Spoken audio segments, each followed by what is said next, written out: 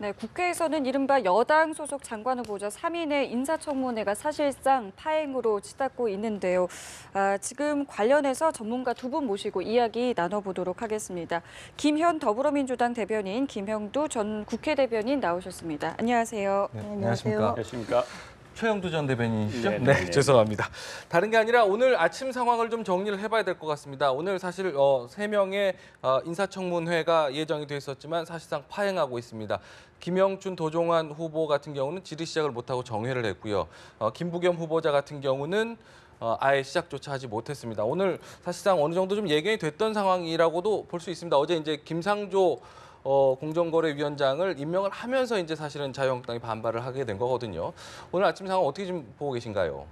글쎄, 저는 청문회를 아예 시작도 못할 거라고까지는 생각 안 했습니다. 네. 그리고 실제로 지금 이제 뭐 김상조 공정거래위원장을 임명한 걸 두고 자유한국당이 문제 제기하고요. 네. 거기에 대한 뭐 입장을 낼 수는 있습니다. 그런데 이 장관 청문회하고 그 대통령의 고유 권한인 임명을 걸어가지고 함께 패키지로 하면서 이것을 문제를 삼고 청문회 개최를 안 하는 것은 국회의 본연의 임무를 지금 하지 않겠다라는 거거든요. 그래서 자유한국당이 지금 이런 태도가 과연 국민들한테 얼마나 설득력이 있고 납득이 되고 있는지에 대해서도 정말 자문하지 않을 수 없습니다. 저희 지금 자유한국당의 의총이 끝날 때까지 기다리겠다고 해서 지금 도종환 장관 내정자에 대한 청문이 중단이 됐고 지금 그 김영춘 장관 내정자에 대한 청문이 중단이 됐는데 빨리 의총 끝내고요. 청문회는 청문회대로 하고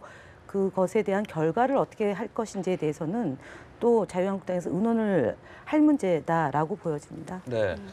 일단 오늘 청문회가 안 된 게 지금 좀 사실상 파행하고 있는 게 자유한국당이 거부한 건 아니고 지금 자유한국당이 지금 의원총회를 하고 있는데 끝나지 않은 상황이기 때문에 사실 완전히 거부했다라고까지 할 수 있는 상황은 아닌 거죠, 아직은? 그렇습니다. 우리 국회에서 흔히 벌어지는 풍경입니다. 예. 본회의 일정 잡아놓고 본회의에 뭐 야당이 의원총회 한다고 늦춰지고 심야까지 가고 하는 그런 일이 종종 있어 왔는데 이 경우도 파행이 이제 당초 10시에 예정되었던 것들이 한국당 그 의원총회 때문에 늦춰지고 있는 것이죠. 그리고 기본적으로 이 후보자들에 대해서는 다 현역 국회의원들이고 해서 비교적 야당이 반발이 적었던 야당에서도 뭐 크게 환영한다기보다는 같은 동료 의원이기도 하고 또 상당히 오랫동안 다선 그 국회의원 선거를 통해서 검증이 이루어지고 해서 오히려 정책 문제로 한번 청문회를 해보겠다고 아마 그렇게 벼르던 그런 상황이기 때문에 이 후보자들 상대로는 청문회를 거부할 아무런 이유가 없죠. 다만 어제 이제 그 상황에서 의원총회를 뭐 밤에 못하고 아침에 하면서 이게 늦어진 것 같은데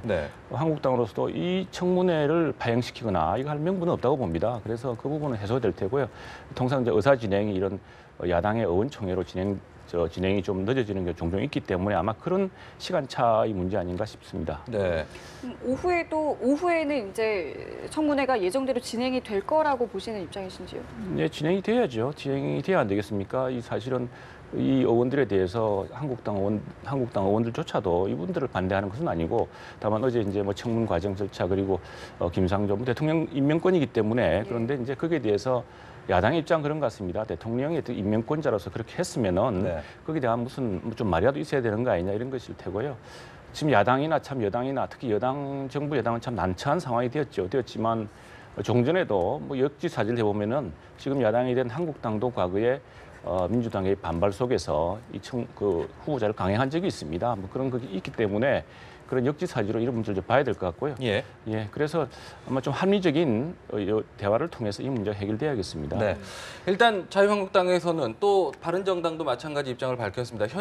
협치 포기 선언이나 마찬가지다 이렇게 얘기를 했습니다. 사실 문재인 대통령 입장에서도 임명을 할 수밖에 없었다라고 설명을 하긴 했는데 이런 상황은 이런 상황까지 뭐 예견하지는 않았지만 어쨌든 갈등이 불가피하다라는 상황까지는 인지하지 않았을까요?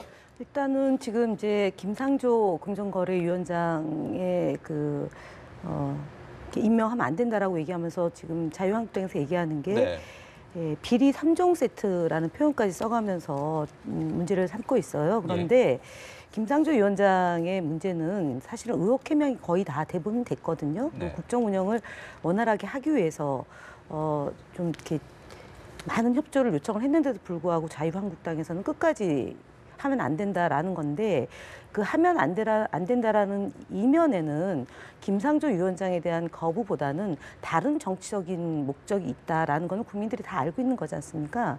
근데 이런 그 자유한국당의 사실상 발목 잡기에 대해서 국민 여론은 그닥 좋은 편이 아니고 매우 좀 안 좋아지고 있는 건데도 불구하고 정권 길들이기를 하겠다라는 그런 자유한국당의 이런 전술이 실제로 좀 국민들한테는 좀 이렇게 설득이 안 되는 거죠 지금. 네. 그러니까 지금 결국은 그 장관 내정자 한 분에 대해서 기어이 낙마를 시키려고 지금 계속 이런 식으로 파행을 하고 자유한국당에서 선전전을 하고 있는데 제가 볼 때는 지금 한미 정상회담이 코앞에 있고요.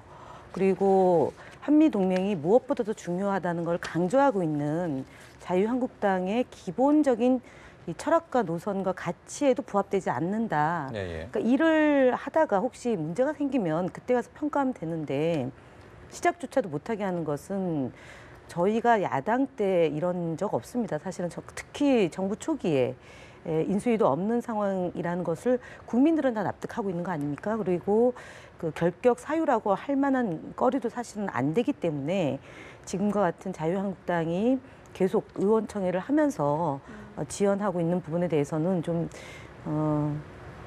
의원총회를 할 수 있고 그다음에 청문회도 또 할 수 있는 거거든요. 네네. 그래서 좀 유연하게 좀 대응해야 되는 게 아닌가 이런 생각을 해봅니다. 네. 지금 하단의 속보로 전해드리고 있지만 자유한국당의 의원총회는 9시 30분부터 시작이 돼서 2시간 넘게 지금 진행이 되고 있고 현재는 비공개로 의원총회가 진행되고 있습니다. 앞으로의 국회 일정과 관련해서 보이콧 여부까지 열어놓고 전면 거부까지도 열어놓은 상태로 지금 계속해서 의원들의 총의를 모으고 있는 상황입니다. 네. 네. 지금 오늘 오전에 지금 상황이 이렇게 된 거는 아무래도 어제 있었던 이제 김상조 공정거래 후보자의 임명 강행이 좀 어느 정도 큰 요인으로 작용했다라는 분석인데 오늘 오전에 좀 들어온 소식에 의하면요. 오늘까지 강경화 후보자에 대한 청문 보고서를 채택해달라고 청와대가 요청을 했다라고 네네. 합니다. 상황이 이런데 이거를 요청했다는 것은 역시나 임명을 강행하겠다라는 뜻으로 저희가 읽어볼 수 있을까요? 지금 대통령으로서는 그럴 수밖에 없는 처지 같습니다. 그리고 인사청문회법상 인사청문을 한 뒤에 3일 이내에 인사청문 보고서를 채택해주고 또 안 될 경우에 열흘 이상의 말미를 줄 수가 있습니다. 지금 그런 이제 시한이 다 찬 것이고요. 그 시한대로 인사청문회법에 따른 절차대로 지금 정부는 통보를 한 셈이고 국회는 이제 해야 되는데 통상 보면 또 이게 이전의 정부에서 보면은 야당이 채택해주지 않고 그럼 국회가 대통령 임명을 강행하고 이렇게 넘어갔습니다. 넘어가왔고 지금 이게 우리 인사청문회법을 도입한 뒤로 계속 반복되는 그런 사례 중에 하나인데 특히 청와대 입장에서는 지금 그 정상회담을 지금 열흘 앞두고 있거든요. 한미 정상회담을 지금 외교장관이 없는 상태로 정상회담을 준비해야 되는 이런 부담이 있습니다. 이런 부담이 있어서 지금 요청하고 있는 것인데 지금 아마 제가 볼 때는 한국당 입장도 이렇게 막연히 그냥 발목 잡기로 가겠다 이런 입장은 아닐 겁니다. 그게 사실 국민적 이런 부담도 있고 지금 초기에 대통령 지지도가 얼마나 높습니까? 이런 상황에서 무턱대고 할 수는 없는 일인데 이 문제에서 좀 정부 특히 대통령이 청와대에서 좀 상당히 좀 슬기로운 어떤 해법을 찾아야 될 것 같은데 아마 최초의 문제가 시작됐을 때 야당의 요구는 이것 대통령의 사과 그리고 재발 방지였거든요. 근데 대통령은 공적으로 사과한 적이 없습니다. 양해를 구했죠. 비서실장이 이제 여러 사정을 설명했습니다만 이런 데서 약간 야당이 이제 조금 체면 문제가 이제 걸려있던 것 같고 또 하나는 지금 이런 비교죠. 지금 정부 여당 입장에서는 우리는 종전에 그런 적이 없다. 우리 이전에 장신들 후보자들 보면은 굉장히 그 문제가 더 심하지 않았느냐. 근데 우리 후보자는 사실 문제라고 할 것이 없다. 뭐 이런 이야기예요. 근데 음주운전이지만 이거 사고에 이르지 않았다.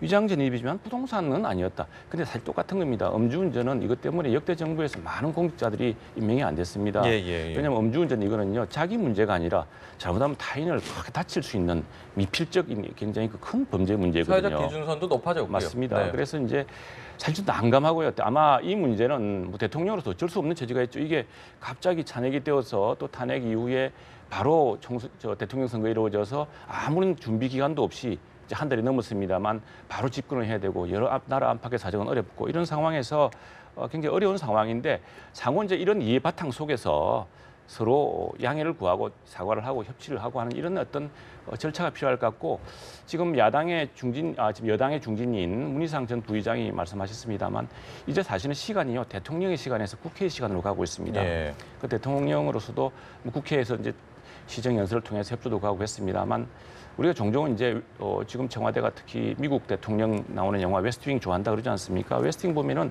미국 대통령 다 의원 한 사람 한 사람 전화합니다. 급할 때는 양해를 구하고 사과도 하고 이렇게 해서 이 문제는 자존심 싸움으로 약간 서로 자존심 싸움 문제가 있습니다. 네네. 우리는 높은 도덕적 기준을 지켰다. 네. 근데 당신들은 말이야 기준에 안 되는 사람들 자꾸 옛날 이야기로 끄집어내느냐 이렇게 하는 것이고 예. 야당 입장에서는 아니 그 도덕적 기준이 똑같아야지 뭐 너가 기준 다르고 우리 기준 다르냐 이제 이런 것이고 네네. 이 자존심 싸움이 좀 있기 때문에 이런 문제를 좀 슬기롭게 풀어야 되지 않을까 싶습니다. 알겠습니다. 저희가 먼저 잠시 현장을 연결해보고 다시 더 이야기를 나눠보도록 하겠습니다. 현재 국회에서 장관 후보자로 지명된 더불어민주당 소속의 현역 의원 3명에 대한 인사청문회가 초반부터 파행을 겪고 있습니다. 네, 야당은 문재인 대통령이 어제 김상조 공정거래위원장 임명을 강행한 데 대해서 강하게 반발하면서 이 청문회 보이콧을 논의하는 중인데요. 국회 취재기자 연결하겠습니다. 강은나래 기자.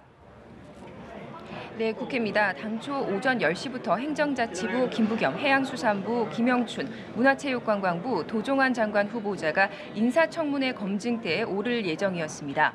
하지만 어제 문재인 대통령이 야당 반대에도 김상조 공정거래위원장을 전격 임명하고 야권이 이에 강하게 반발하면서 청문회가 줄줄이 시작도 하기 전에 파행을 겪고 있습니다. 자유한국당이 청문회 시작 30분 전부터 긴급 의원총회를 열고 김상조 공정거래위원장 임명과 관련한 대응책, 청문회 보이콧 등을 논의 중입니다. 김부겸 후보자 청문회가 예정된 안행위 전체 회의는 시작도 하지 못했습니다. 위원장이 자유한국당 소속 유재중 의원입니다. 도종환 후보자 청문회가 열리기로 돼 있는 교문위는 국민의당 유성엽 위원장의 개의 선언으로 전체 회의를 열긴 했지만 의사진행 발언만 듣고 정회했습니다. 교문위는 한국당 의총 결과와 상관없이 오후 2시에 속개할 계획입니다. 김영춘 후보자 청문회가 예정된 농해수위도 더불어민주당 소속 이계호 의원이 위원장으로 있어서 야당 의원들 없이 전체 회의를 열었다가 20여 분 만에 정회했습니다. 한국당 의총 결과가 나올 때까지 정회한다는 계획입니다. 자유한국당 정우택 원내대표는 긴급 의원총회에서 인사청문회 결과를 전혀 받아들이지 않고 야당의 의사는 일관되게 무시하면서 협치를 말하는 것은 모순이라며 문 대통령이 강조한 협치는 말은 협치라 하고 행동은 마음대로 하는 위장 협치쇼였다라고 비판했습니다. 비공개 회의에서는 오늘 하루 청문회를 보이콧하는 방안과 오후에 청문회에 참여하는 안, 이 두 가지 의견이 대립주인 것으로 전해졌습니다. 쉽사리 결론이 나지 않는 모습입니다. 바른정당은 한국당 등 다른 야당의 움직임을 보고 청문회 참석 여부를 결정하겠다는 입장입니다. 일부 상임위에 참석한 바른정당 의원들은 김상조 공정거래위원장 임명을 강행한 청와대에 항의하는 발언을 하기도 했습니다. 당초 3명의 후보들은 현직 프리미엄에다가 도덕성과 관련해 제기된 의혹들도 많지 않아서 당초에 큰 진통 없이 청문회를 통과할 걸로 관측이 됐습니다.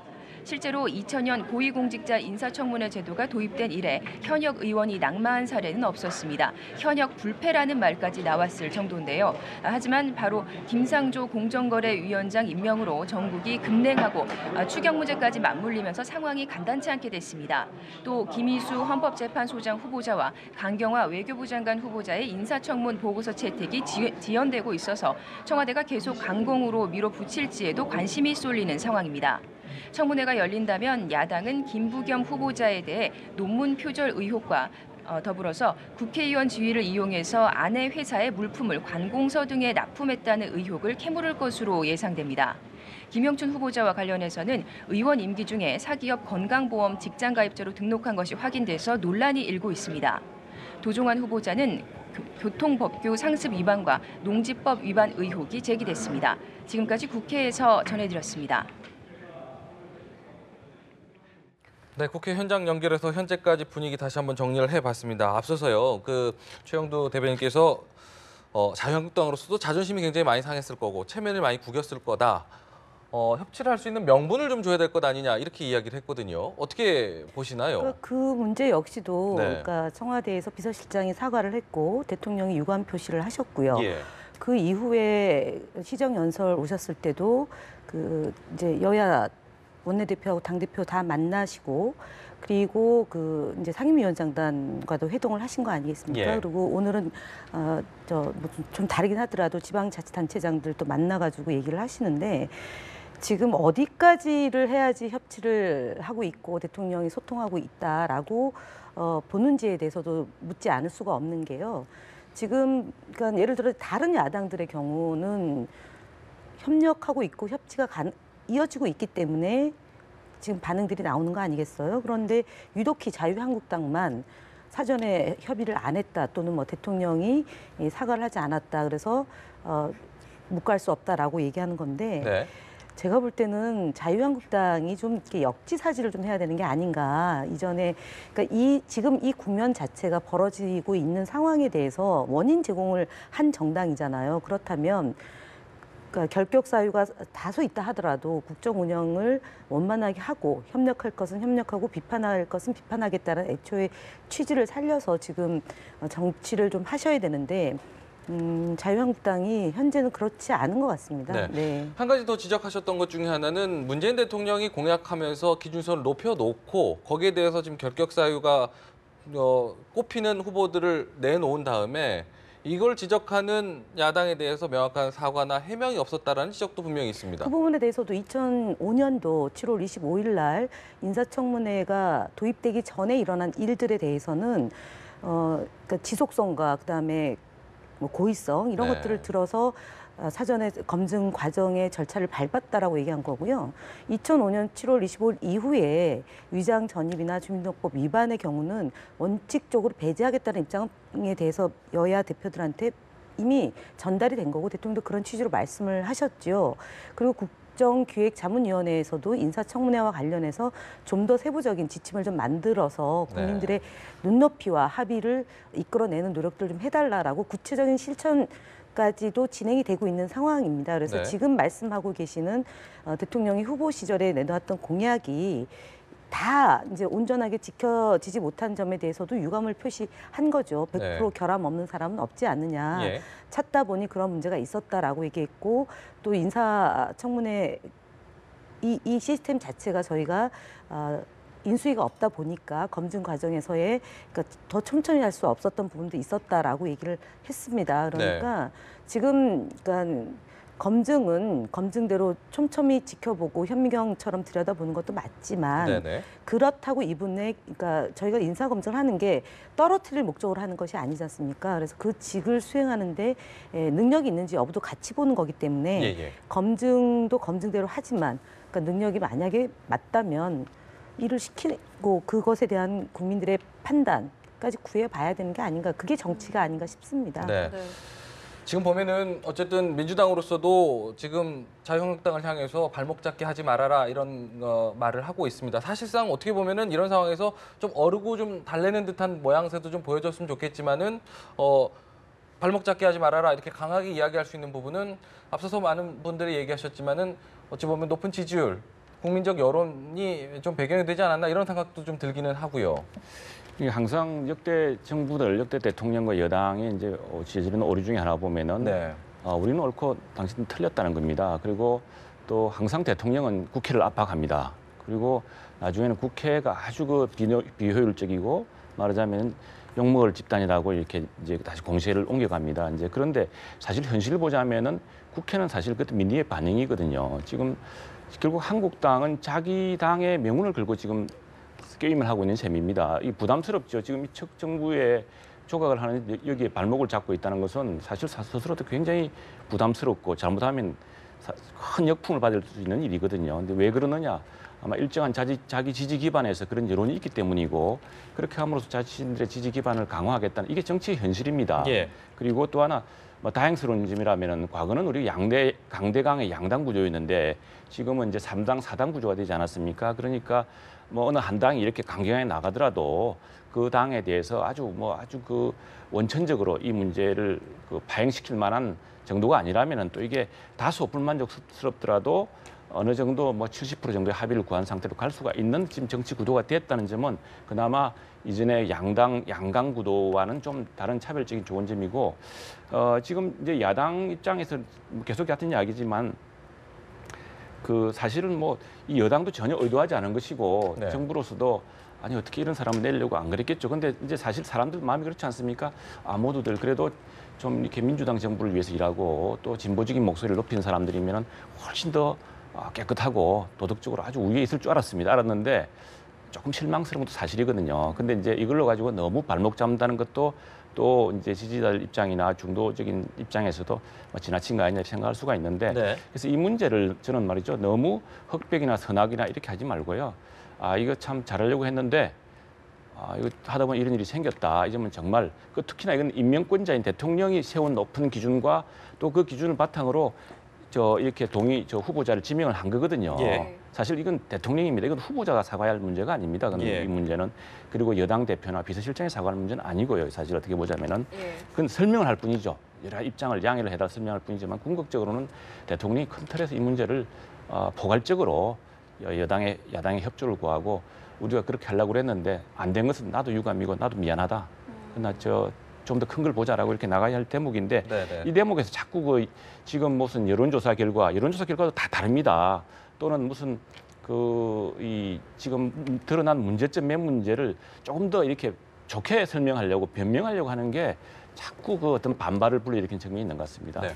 근데 사실은 지금 이제 뭐 흑백의 논리가 아니라고 얘기하면서 사실 흑백의 논리가 자꾸 되고 있어 제가 말씀을 좀 드리면 강경화 장관의 경우는 전직 외교부 장관 10여 명이 그 직무를 수행하는데 외교 문제를 다루는데 그 문제가 없다라고 이미 지지 선언을 했고요. 네. 특히 반기문 전 사무총장께서도 외교 현안을 해결할 수 있는 실력을 갖춘 분이다라고 얘기했고, 그 다음에 위안부 피해자 할머니들께서도 지지를 해달라고 한 거고, 그다음에 유엔에서도 그 구호 단체에서도 지지하고 여성 단체, 그다음에 여성 의원들이 지지한 겁니다. 그러니까 바른 정당에 있는 분, 그다음에 국민의당 이런 분들까지 다 지금 어쨌든 긍정적인 부분과 부정적인 것들이 같이 있는데 유독히 자유한국당만 결격 사유가 있기 때문에 이분은 안 된다라고 지금 X표를 5개 치고 있는 거 아닙니까? 그러니까 국민 여론과 동떨어진다라는 점을 얘기하는 거고, 그 국민 여론이라는 것은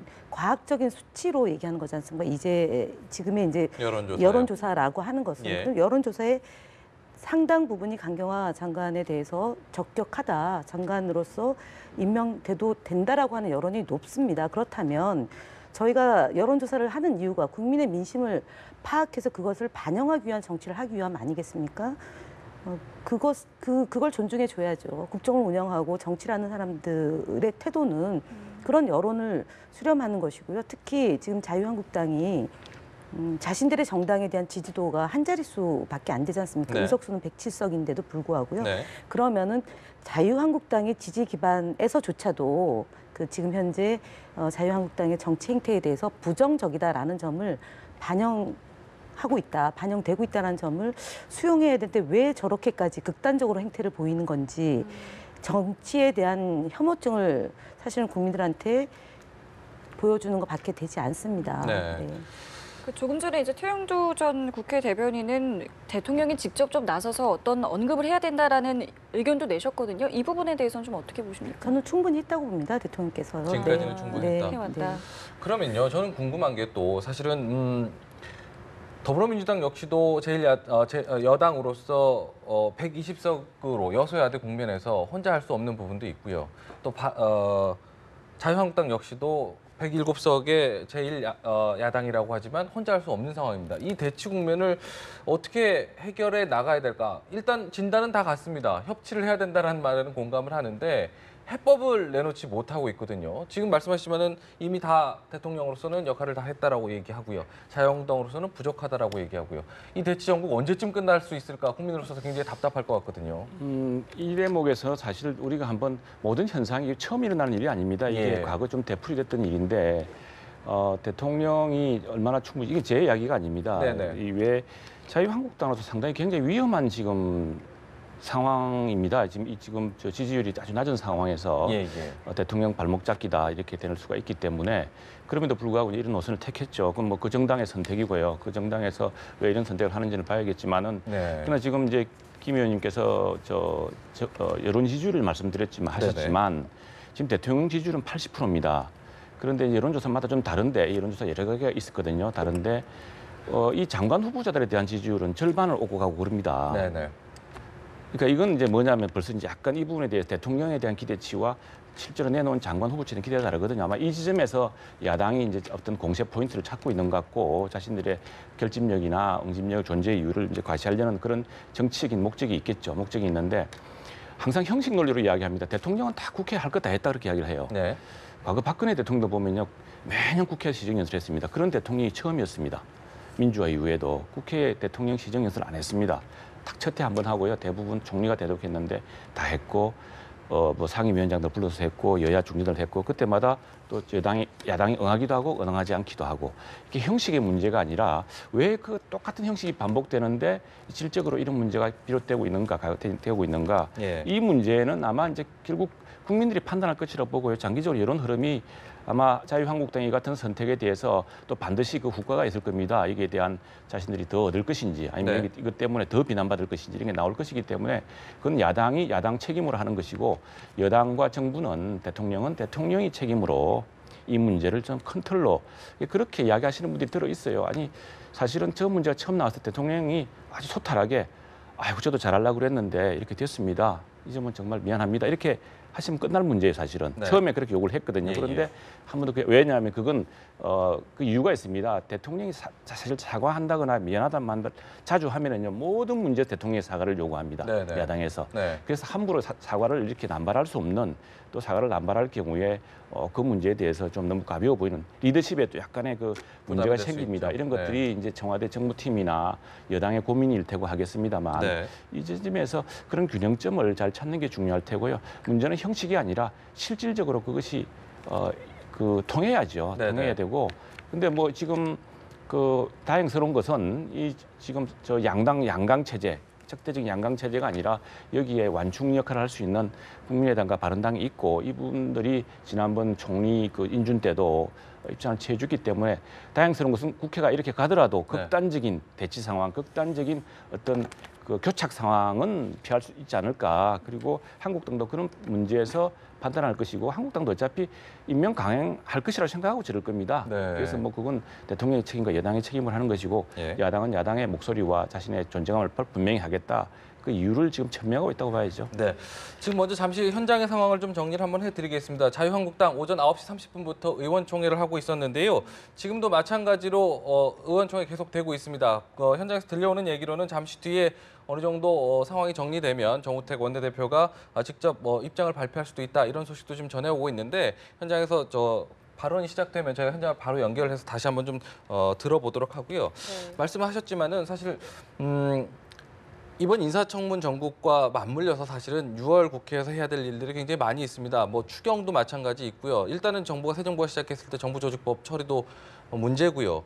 일단은 인사청문 전국과 이런 현안들이 같이 맞물려 돌아가는 것 자체가 말이 안 된다라고 얘기는 하지만 어쩔 수 없이 같이 맞물릴 수밖에 없는 상황인 것도 사실인 것 같아요. 어떻게 좀 보세요? 네, 맞물려 있지만 또 추경에 대해서는 바른정당과 그 국민의당에서 그러니까 같이 협의를 하자라고 이미 여야 원내대표단이 모였을 때 합의가 된 거니까요. 추경에 대해서는 추경대로 전 진행될 거라고 보고. 야3당이 또 그 이후에 다른 목소리도 나오지 않았습니까? 그 자유한국당 이후에는 합쳐서? 아직까지는 네. 이렇게 알고 있고요. 그다음에 자유한국당이 뭐 추경도 못하겠다라는 입장, 오늘 이제 결과를 봐야 되겠지만 그렇겠죠. 의총 결과를 봐야 되겠지만 예. 지금 이제 추경 그다음에 이제 나머지 그 청문 보고서 채택 안 된 분들에 대해서도 똑같은 맥락으로 그러니까 진행이 된다 그러면 예. 어쨌든 대통령이 할 수 있는 권한은 권한대로 행사를 하셔야 된다고 봅니다. 왜냐하면 이 정당은 국민의 그 여론을 수렴해서 정치를 하는 거고요. 그다음에 국민들에게 필요한 일을 하는 것이 정치의 본령입니다. 예. 그리고 국가를 운영하는 정부로서도 마찬가지. 하시라도 그것을 게을리할 수 없는 거이지 않겠습니까? 그러니까 박근혜 정부나 이명박 정부에서 그러니까 제대로 정치가 됐다 하면 지금같이 일자리 문제가 그렇게 심각하지는 않았겠죠. 그리고 지금 가뭄 문제에 대한 대책도 마련해야 되는 거고 4대강 문제도 지금 이제 심각해서 그 부분에 대한 대응도 하고 있는 상황인데 어쨌든 정부가 바뀌어서 새로운 정부가 등장했을 때 초기에는 대통령의 공약과 대통령이 어떻게 정치를 하겠다라고 국정 운영을 하겠다라고 국민들로부터 선택을 받은 것에 대해서 네. 야당이라고 그래도 불과 몇 달 전에는 집권했던 세력이지 않습니까? 그러면 나라를 걱정해야죠. 나라의 장래에 대해서 생각을 해야 되는데 그 지금 있는 원내대표가 원내대표의 입지만을 생각한다거나 아니면 그 정당을 지지하고 있는 일부의 지지자들만 생각해서 나라 걱정을 안 한다, 뒷전으로 간다. 이것은 제가 볼 때는 정말 역풍의 문제를 떠나서 나라답게 해야 된다라는 그 태도에서 저는 안 맞다고 봅니다. 몇 달 안 되지 않습니까? 집권 여당으로서의 네. 책임감을 같이 가져가야죠. 어떻게 들으셨어요? 예, 그 김 말씀 전적으로 타당하고 저는 아마 야당이 이번에 국가재정법이라든가 그 조직법, 정부 조직법 문제를 둘러싸고서 빨리 보이콧한다면 이건 아마 패착이라고 봅니다.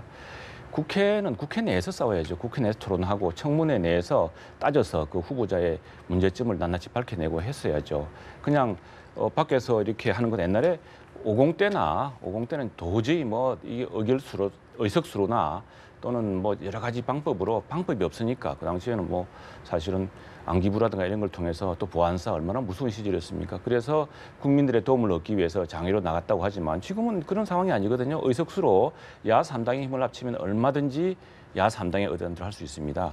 그리고 지금 이제 추경 이 문제도 아마 한국당을 제외한 지금 3당이 다 국민의당, 바른당은 일단 응할 체제이기 때문에 추경 예산안을 둘러싼 그 국회 논의가 이루어질 거라 봅니다. 야당도 당연히 한국당도 제가 볼 때는 참석해야 되고요. 다만 여기 쟁점이 뭐냐면은 일자리 예산에서 이게 추경이 국가재정법의 요건에 맞느냐. 제가 이 국가재정법이라는 게 사실은 문재인 대통령이 비서실장하던 노무현 대통령 때 만들어진 겁니다. 왜 국가재정법이 나오냐면은 역대 대통령들은 항상 추가 경정 예산을 통해서 자신들의 공약 사업이나 또는 자신들의 인기를 관리하기 위한 또 사실 직접 나라를 다스리다 보면 필요한 곳이 얼마나 많겠습니까? 쓰고 싶어 하죠. 근데 고가는 일정하고 세수는 또 일정합니다. 그러니까 그 당시 이제 노무현 대통령 정부 때 국가재정법을 만들어서 2007년부터 이 기준을 추가 경정 예산은 어떤 기준, 그러니까 전쟁, 현재해, 대량 실업 이런 상태, 큰 불황 뭐 이런 상태로 한다고 그랬는데 지금 경기도 나아지고 있고 또 일자리 문제가 제일 큰 쟁점인데 일자리 필요하다는 걸 다 공감하는데 지금 야3당에서 걱정하는 것은 공무원을 늘리는 예산은 이거는 경직성 일회성 예산이 아니거든요. 요 추가 경정 예산이라는 것은 일종의 마중물을 만들어내는 겁니다. 한번 왕창 투입해서 이후로 자연스럽게 돌아가야 되는데 한 번 예산을 투입한 뒤로 더 많은 예산이 계속 경직적으로 요구된다고 한다면 이거 문제다. 막 이런 문제들이 이제 국회 회의를 통해서 추경 예산안 심의를 통해서 모든 당이 다 참여해서 이루어지고 그래서 정부와 여당과 야당이 이 방면에서 진정하게 일자리 해법이 무엇인가를 찾는 모습을 보여줘야 되고요. 아마 그런 의미에서 한국당이 이까지 보이콧 하기는 어렵다고 봅니다. 저는.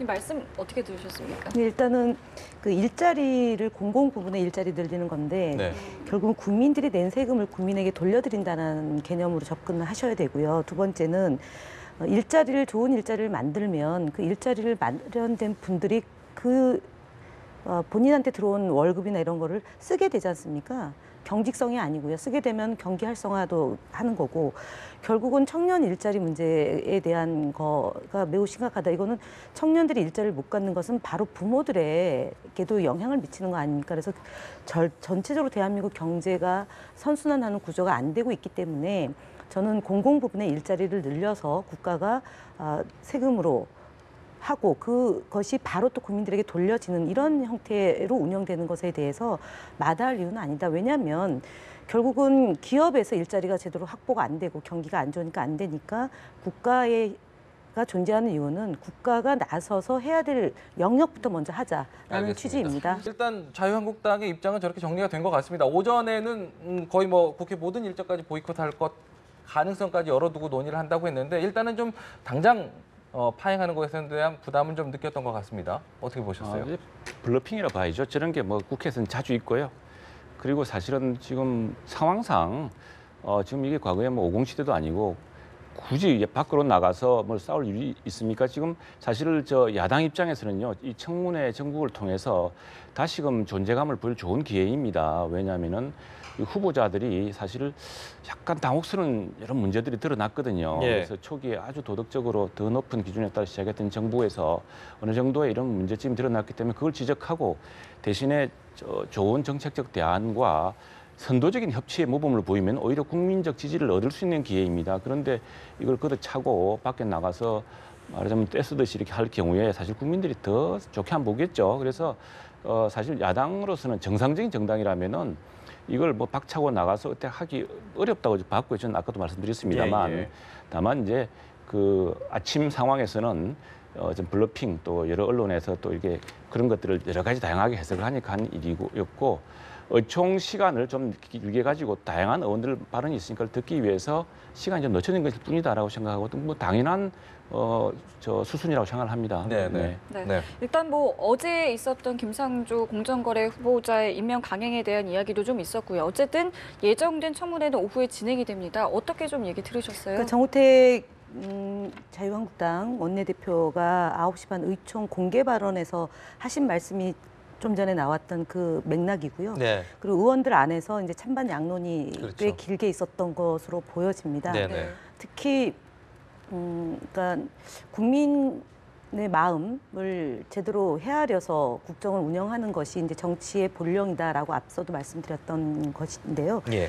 현역 의원들이 청문회를 통해서 본인들의 그 정치 활동, 의정 활동을 지역구 국민들에게도 보여드려야죠. 그래서 아마 이제 원내대표는 좀 강경하게 주장을 하지만 현역 의원들, 현장에서 또 뛰는 국회의원들은 또 이해관계가 좀 다를 거예요. 그래서 본인들이 준비한 그 인사청문회 내용을 못하게 하는 거는 그건 제가 볼 때도 뭐 원내대표 분이 혼자 결정할 수도 없고 그래서 잘된 결정이라고 보고요. 인사청문회는 제대로 해야죠. 저희 이제 의원들이라고 해서 마냥 뭐 제 식구 감싸기다라 해서 봐주는 그렇죠. 식의 인사청문회 저는 옳지 않다고 보고요. 예. 그래야지 사실은 장관이 되더라도 그 국민을 섬기는 그런 정치를 잘 하실 거예요. 그래서 공사 구분을 하고 그리고 장관 내정자들이 무엇이 문제가 있는지 국민들에게 소상히 보고를 하고 그래서 이분이 적격이지 않는지에 대해서도 마찬가지로 따지고요. 그건 여야의 문제가 아니라 국회의원으로서 본연의 임무라고 봅니다. 그래서 이것이 정략적이거나 또는 정치화해서 국민들의 눈살을 찌푸리는 형태의 모습을 좀 지양하고 국민들이 바라는 그런 새로운 정부에서의 여야의 모습을 보고 싶어하는 게 국민의 요구이다. 그래서 자유한국당의 청문회 복귀는 잘한 결정이다라고 보여집니다. 일단 뭐 청문회 반대 의견은 물론이고 장외투쟁 얘기까지 좀 있었나 봅니다. 그러니까 어쨌든 청문회가 오후에 이제 시작이 되면 어쨌든 보다 더 강도 높은 검증을 하지 않을까 이런 생각도 들긴 하네요. 오후 되면은요. 오후 청문회 때는. 저 최근에 그 청문회를 보고서 국민의당 의원인가 여당 의원이 그런 말씀하셨어요. 우리가 야당에서 반 죽였을 텐데. 그러니까 사실은 실력을 보여주셔야 됩니다. 야당도 실력을 보여줘야죠. 이게 지금 밖에 나와서 외친들 누가 주의를 기울이겠습니까? 국회라는 장이 있고 국회에서 충분히 토론하고 적격 여부를 따지고 정책 대안을 이야기할 수가 있는데 그걸 왜 나와서 이 더구나 날씨도 더워지는데 이건 뭐 아주 시대착오적인 이야기일 테고요. 그것도 괜히 블러핑 차원에서 한 이야기 아닌가 싶습니다. 그 강경화 후보자에 대한 임명 여부가 사실은 또 하나의 어떤 분수령이 될 것 같은데 전략은 밝히지 않겠다 하지만 어떤 강도 높은 수준의 대처를 하겠다라는 이야기는 했거든요. 저는 이제 외통위가 열려서 결과 보고서 채택 여부를 이제 논의를 할 텐데 앞서도 말씀드렸지만 한미 동맹을 매우 중요시하는 자유한국당 아닙니까? 그리고 2주 앞으로 예상되는 그 한미 정상회담이 있고 그다음에 직후에 G20 회의가 또 잡혀 있지 않습니까? G20 회담에서는 아마 양자 회담이 많이 있을 거예요. 한일 정상회담도 가능할 거고요. 그래서 지금 산적한 현안을 다루는 외교부 장관에 대해서 직전에 집권 여당했던 분들 국가가 잘 돼야 된다라고 생각했던 그 국회의원들이 마다한다. 이건 뭐 당론은 물론 있을 수 있습니다. 당의 지도부의 결정 사항이 강경화 외교부 장관을 반대하는 입장이 있을 수 있지만 독립적인 헌법기관인 국회의원들이 그걸 선정하는데 결정하는데 그 선수가 높은 중진 의원이고 원로에 해당하는 분들이 많이 외통위에 소속이 돼 있기 예, 때문에 저는 그분들의 판단이 물론 뭐 한 두세 분 정도는 강하게 반발할 수 있겠지만 예.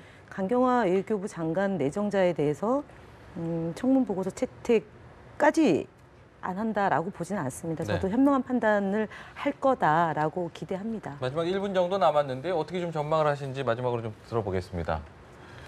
네, 결국에 이게 뭐 역대 정부 특히나 정권 교체가 있었던 그래서 이전에 야당이 되어서 강하게 했던 게 이제 한나라당 시절이었죠. 그 김대중 정부 또 노무현 정부 때 있었던 그 모습 또 정부가 바뀌어서 이명박 박근혜 정부 때 야당 모습 이 사실 역지사지해 보면은 비슷한 루틴한 공식이 나옵니다. 네. 야당은 아마 청문 보고서 채택 안 할 겁니다.